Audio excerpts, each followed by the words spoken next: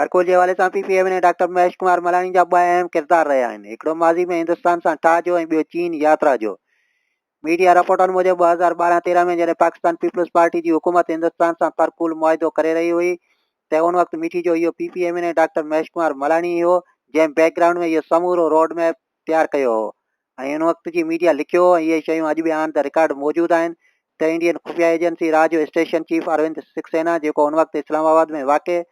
हिंदुस्तानी सफ़ारतखाने में मुक़ररु हो, उन जी मिली भगत सां ڈاڪٽر महेश कुमार मलानी नफ़ीसा शाह ऐं एंग्रो कंपनी जे अमलदारनि जी सरबराही में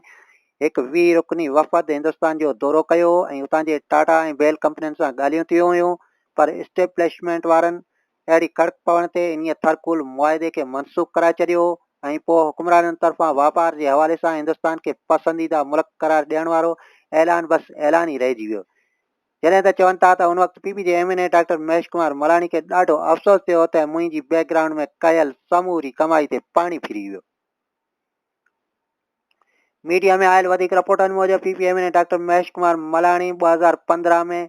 24 ॾींहंनि जा 5 गैर मुल्की दौरा कया हुआ, जिन मां 5 ॾींहंनि जो चीन जो दौरो बि शामिल हो जेको हिन थरकूल एरिया में कमु कंदड़ Sindh Engro coal mining company जे ख़र्च ते कयो हो।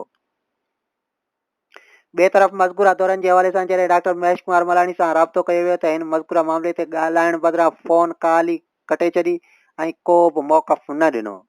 वाज़ह आहे त महेश मलानी थरकूल जे हवाले सां जेतिरो कॉल इंट्रस्टेड हो एतिरो ई अॼु इंट्रस्टेड आहे ऐं पाण थरकूल डायरेक्टोरेट बोर्ड में जो मेंबर पिणु आहे ऐं वक़्तनि वक़्तनि थरकूल एरिया जी साइट विज़िट पिणु कंदो रहंदो आहे।